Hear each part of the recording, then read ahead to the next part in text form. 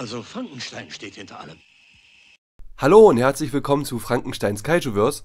Bei uns kommt es auf die Größe an. 1962 feierte die Toho mit dem dritten Eintrag in der Godzilla-Reihe die Rückkehr des King Kong einen gigantischen Erfolg.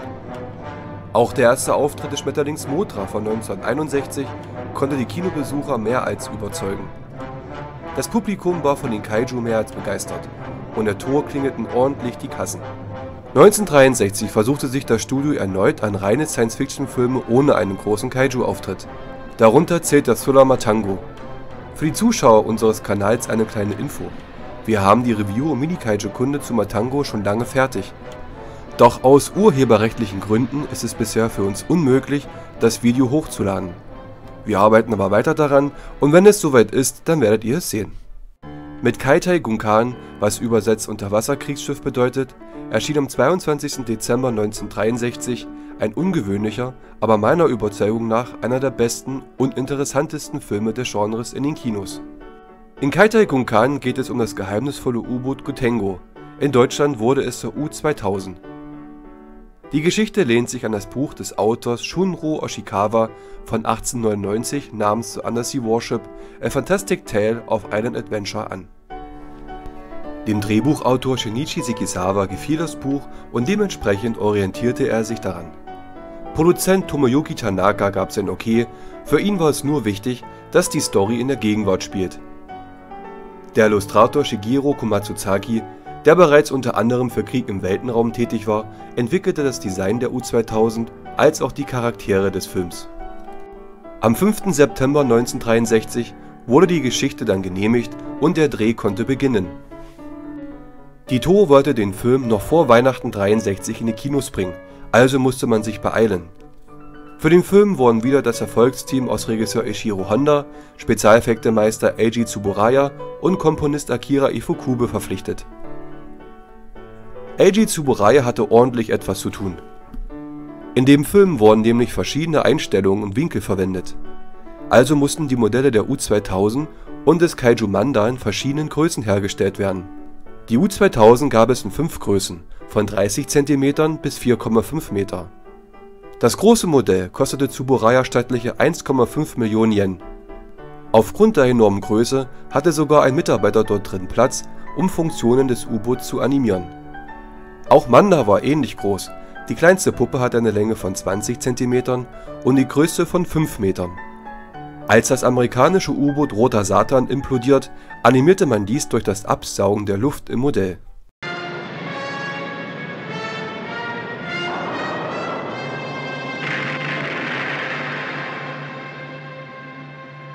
Die tricktechnisch eindrucksvollste Szene ist sicherlich die Zerstörung von Tokios Stadtviertel Ginza und Marunouchi. Damit dieses gigantische Set so einstürzen konnte, nahm man einen LKW, der im wahrsten Sinne des Wortes den Boden des Sets wegzog und Tokio so einstürzen konnte. Eiji Tsuburaya war damit aber nicht zufrieden, denn er wollte, dass das Viertel nach und nach einstürzt. Der Fahrer fuhr aber so schnell, dass es so aussieht, als ob es in ein Loch fällt. Trotzdem finde ich die Einstellung mehr als gelungen. Wenn man genau hinsieht, erkennt man, dass einige Einstellungen aus Weltraumbestien, Krieg im Weltenraum und Mothra benutzt wurden. Ein kleiner Einsatz von Stock-Footage, der zu verkraften ist. Der Kampf zwischen der U-2000 und den U-Booten des Mu-Reiches wurde im großen Pool der Toho gedreht.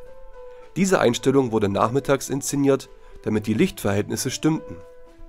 Der Saal, in dem das Mu-Volk tanzt, wurde in Tohos größter Studiohalle gedreht, damit die knapp 600 Tänzerinnen und Tänzer Platz haben. Der eigentliche Star des Films ist das U-Boot Gotengo. Kleiner Einschub, ich bleibe bei der deutschen Übersetzung und nenne es U-2000.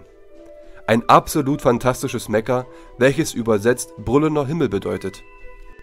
Dieses Wunderwerk der Technik kann wie ein U-Boot tauchen und schwimmen, aber auch fliegen, sich mit seinen Bohrern in die Erde graben, einen Gefrierstrahl schießen und hat sonst noch allerlei kleine Spielereien. Auch die Besatzung hat Eiswaffen, mit denen sie dem Mu-Volk auf den Pelz rücken. Das Interessante an der U-2000 ist, dass es eines der wenigen Mechas in der Reihe ist, die Hoffnung symbolisiert. Eigentlich ist es als gnadenloses Kriegsschiff konzipiert, was es ja auch wirklich ist, um andere Feinde zu besiegen. Doch hier ist das als eigentlich zur Revanche gedachte Kriegsschiff die Waffe, die die Welt vor der Invasion und Zerstörung des Mu-Reiches beschützt. Die U-2000 gehört auch zu den Mechas, die nicht zerstört wurden. Viele Superwaffen der Menschen wurden von Kaiju selbst oder im Kampf zerstört. Zu den Mechas, die nicht zerstört wurden, zählen unter anderem die tollen Maser Cannons in Frankensteins Zweikampf der Giganten.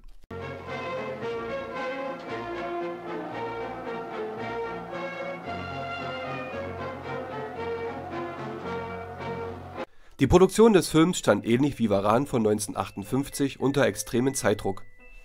So sollte zum Beispiel, wie von den Muans angekündigt, auch New York City zerstört werden. Diese Szene und auch noch weitere blieben leider reine Storyboard-Projekte. Zusammenfassend kann man über die Effekte von U-2000 nur Gutes sagen. Die Modelle sind wieder auf einem hohen Niveau und die Matte-Painting-Aufnahmen während des Kampfes und den Mu-Soldaten fügen sich harmonisch ein. Leider wirkt aber der Tempel von Mu etwas trost- und leblos. Das eigentlich Interessante an U-2000 ist aber die Geschichte, denn diese ist ungewöhnlich für den Kaiju-Eiga bzw. japanischen Science-Fiction-Film. Regisseur Shiro Honda, der ein glühender Verfechter von Frieden und dem Zusammenspiel der Völker war, beginnt den Film auch sehr dem damaligen Zeitgeist entsprechend friedlich und diplomatisch. Honda lässt jedoch ohne Wenn und Aber den wahren Kern des Films erkennen. Im Mu-Reich spiegelt sich das imperialistische Japan aus den 30er und 40er Jahren wider. Es überfällt die Welt, indem es Erdbeben auslöst und Schiffe versenkt. Eine alte Zivilisation rüstet sich modern auf und wird zum Schluss von einer Wunderwaffe besiegt.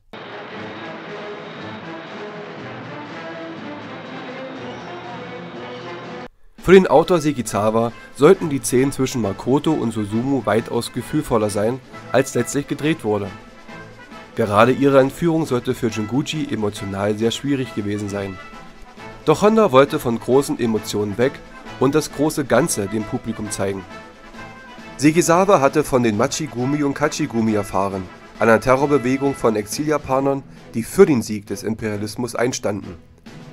Er baute Elemente dieser Haltung in die Figur von Captain Jinguji mit ein und ließ ihn im Lauf der Handlung zur Abkehr davon bewegen. Das Mu-Reich ist keine Erfindung der Toho, sondern wurde erstmals von dem Fotografen Augustus Le Plongeon erwähnt. Mu gehört ähnlich wie Atlantis zu den versunkenen Kontinenten, die in den Meeresfluten der Vergangenheit untergegangen sein soll. Die meisten gehen davon aus, dass es im Pazifik lag, so wie im Film zu sehen ist. In der Nähe von Mu lag auch der Kontinent Lemuria. Dieser spielt in dem Film King Kong Dämonen aus dem Weltall von 1973 eine Rolle. Auch das Volk von Seetopia, welches das Kaiju Megalon unter Kontrolle hat, stammt von daher. Da reine Science-Fiction-Filme wie Krieg im Weltenraum und Gorath leider nicht den Erwartungen des Studios erfüllten, sondern nur Kaiju-Produktionen, baute man auch hier ein Kaiju ein. Der Name des Kaiju ist Manda, eine riesige Schlange, die als Schutzgott der Muans verehrt wird. Eigentlich war der erste Vorschlag für Manda eine riesige Klapperschlange gewesen.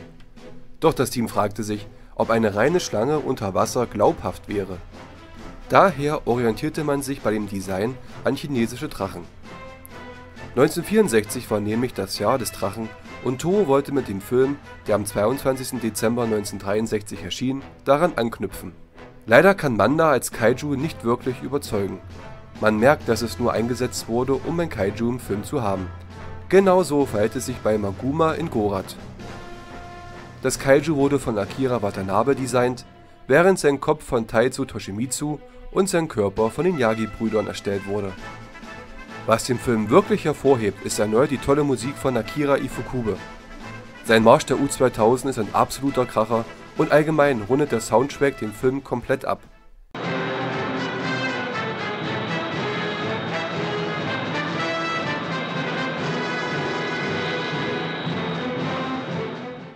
Wieder mal eine Glanzleistung des Komponisten. Der Film hat einen sehr guten und bekannten Cast. Er spielt zwar nicht die Hauptrolle in U-2000, aber seine Präsenz ist so allgegenwärtig, dass wir mit ihm beginnen. Der Schauspieler Jun Tazaki hat hier seine erste große Rolle in einem Tokusatsu-Film. Bisher sahen wir ihn in Gorath und die Rückkehr des King Kong, aber dort jeweils nur als Nebendarsteller. Hier steht er im Mittelpunkt.